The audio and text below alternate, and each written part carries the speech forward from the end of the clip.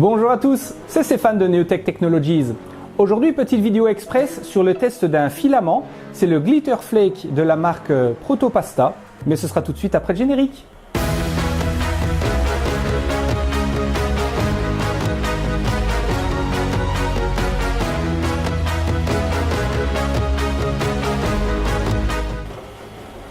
Dans un premier temps, que peut-on retenir de ce Protopasta Glitter Flake?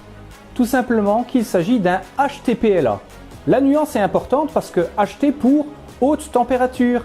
Ces différentes pièces imprimées, une fois passées au four, présentent une résistance beaucoup plus importante qu'un filament traditionnel. Je n'ai pas pu faire le test étant donné que j'avais en ma possession qu'un échantillon de 50 grammes, mais toujours est-il que selon le constructeur Protopasta, la résistance des pièces est ainsi augmentée.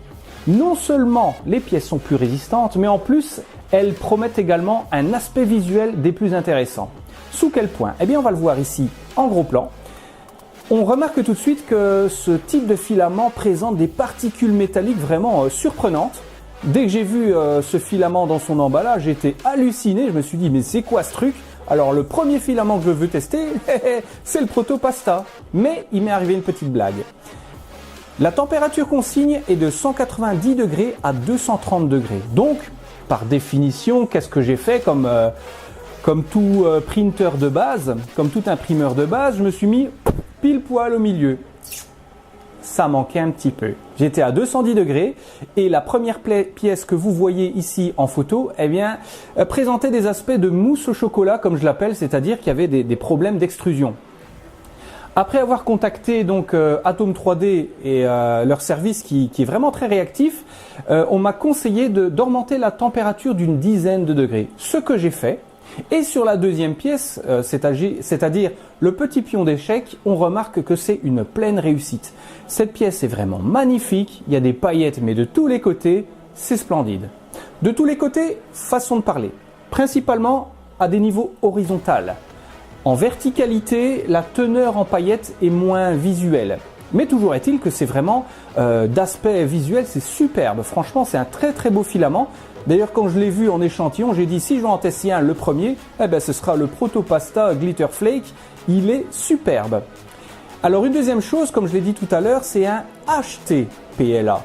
HT pour haute température. Donc, si vous faites subir à une pièce imprimée un traitement au four, cette pièce va durcir de façon beaucoup plus importante et offrir une résistance beaucoup plus accrue qu'un PLA traditionnel. Donc c'est vraiment quelque chose d'intéressant, au point même qu'on peut mettre par exemple du café dans un bol imprimé, la pièce ne bougera pas. En tout cas, c'est ce que le constructeur dit. Ce ne serait pas un test pour une prochaine fois, tiens? Pourquoi pas, à réfléchir. Mais comme vous l'entendez, mon imprimante fonctionne encore. Ce sera l'objet d'un test d'un autre filament. Alors, un petit indice, filament bois. On en parlera prochainement sur ces tests express. Donc, sur ce, moi je vous souhaite très bonne journée. J'espère que cette vidéo vous a plu. Si c'est le cas, n'hésitez pas à liker, ça me fera toujours plaisir. Et si vous désirez en savoir plus, que ce soit sur la technologie, que ce soit sur l'impression 3D et même les filaments maintenant, parce que c'est un nouveau chapitre qui est ouvert, n'hésitez pas à vous abonner, c'est gratuit. Et sur ce, moi je vous dis à bientôt sur Neotech Technologies.